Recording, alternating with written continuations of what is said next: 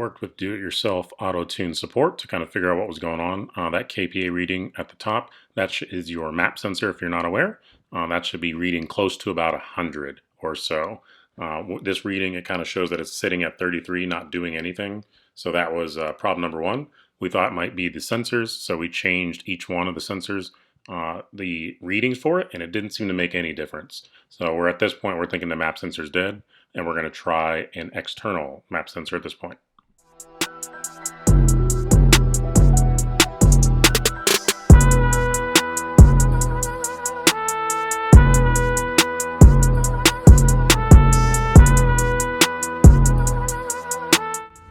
Switching to my phone for a second, just to give you a better visual, but there we go. So where it says map select, essentially it's on the internal pin right now. And you can see it better probably from this angle. It's on the stuff in the way.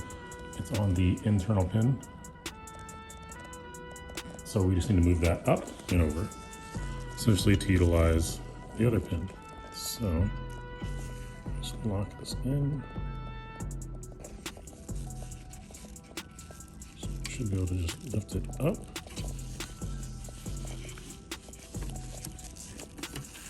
Like so.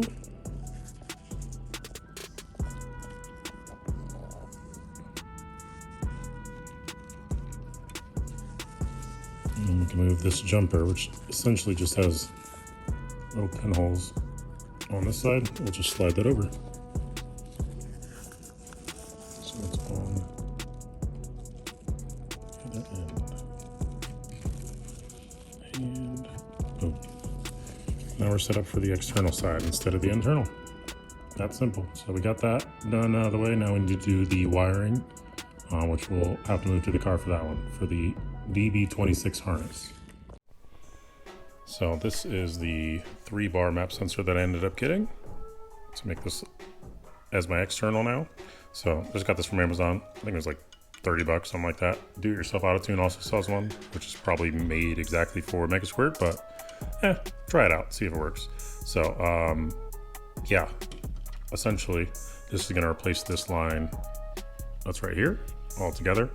So we'll just have this externally wired in to the options WaveyyBeats plug that's on this side, and then we'll just run it. So this should be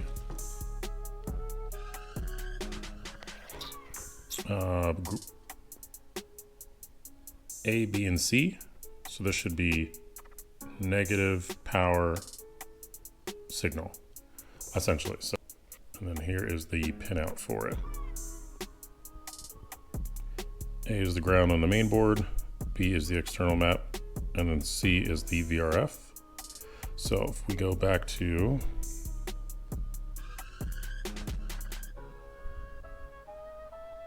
if we look at the options plug ports, we can see that what we need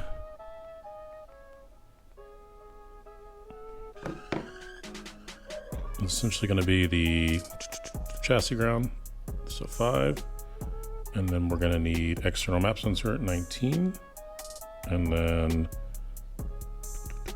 the 5 VDC VRF, and then we should be set. So let's put this all back together real quick and then we'll get going.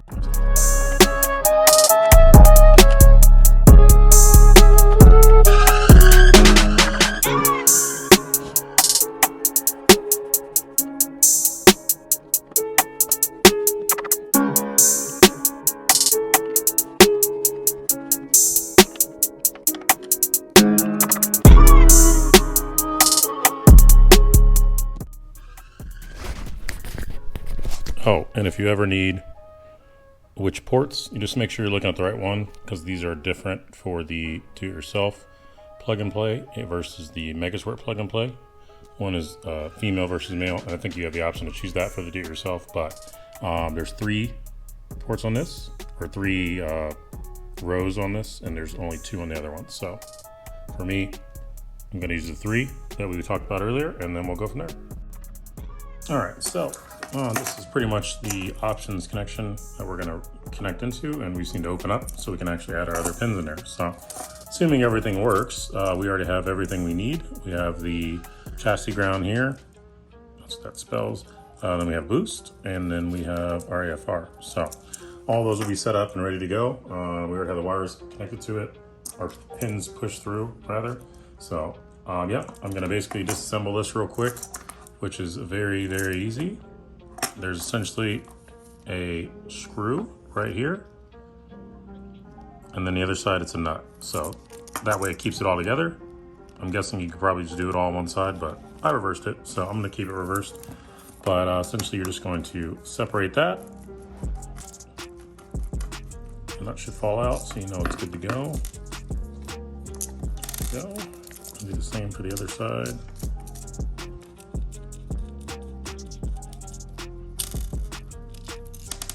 There we go.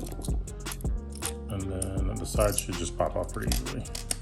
So nice. Now that we have this, we want to look at our image, which I'll pop up right here, and validate where we're connecting everything. So I'd recommend at least writing down what each thing is going to be, and then it will make your life a lot easier when you go through to actually add everything in there. So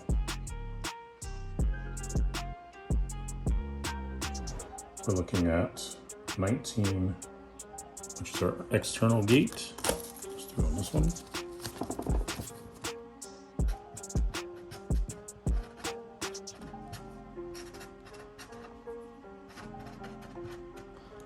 Map sensor. And then we need our signal ground.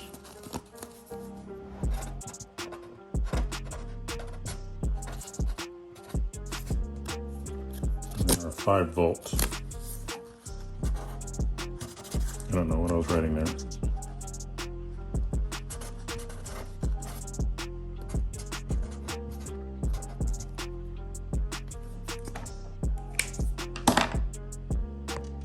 So we got it all labeled now it's time to just put it back together.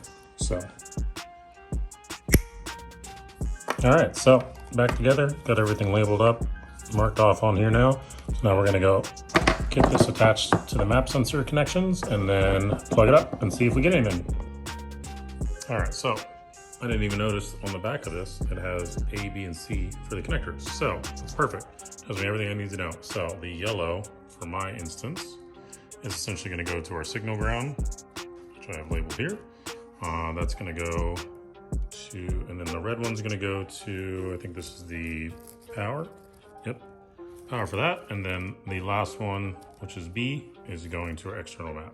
So we're just hardwiring them for wrapping them up in wire for now. And then once we actually are able to test it, make sure that this is being seen in the first place, then we'll go from there. But now it's time to get the ECU, plug it back in, plug this in, see if we get a signal.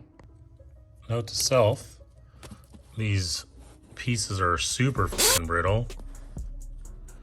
I literally broke the nipple right off trying to put the other hose on it. So that's cool. Guess I'll be waiting for another map sensor to show up. So much pain! All right, so despite that being broken off, we have our fuel load that's showing completely inaccurate, just climbing for whatever reason. So I'm thinking one of these wires may not be 100% right, or maybe it's not connected all the way. Not really sure, but fuel load seems out of this world crazy. Everything else seems like it's okay. So after changing it to a 3-bar map, it jumped straight up to 100. So that was cool. Let me just cycle everything real quick.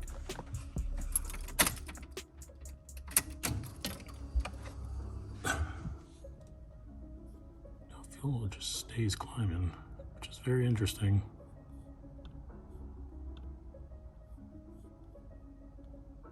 So let's see what we get when we try and fire it, shall we? It's probably gonna break up a lot.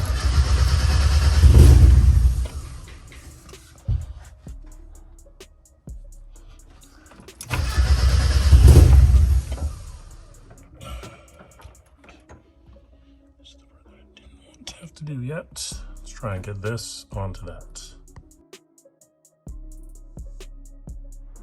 All right, round 2, got a different map sensor, a line that will actually connect to it all the way through.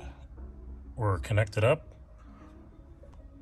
So let's give it a go. If this doesn't work, then I guess we're just going to be forced to send it in and have them do the repair or figure out what else could be going on.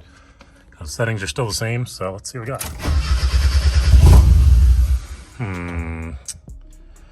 Bummer. Looks like it's trying, but it's not getting there. So maybe I'll grab some logs next time. But I think, yeah, probably going to send it in at this point. So stay tuned for updates on that. Otherwise, we'll probably drive this weekend, maybe tomorrow, with the other one that works fine. So catch y'all in the next one. Peace.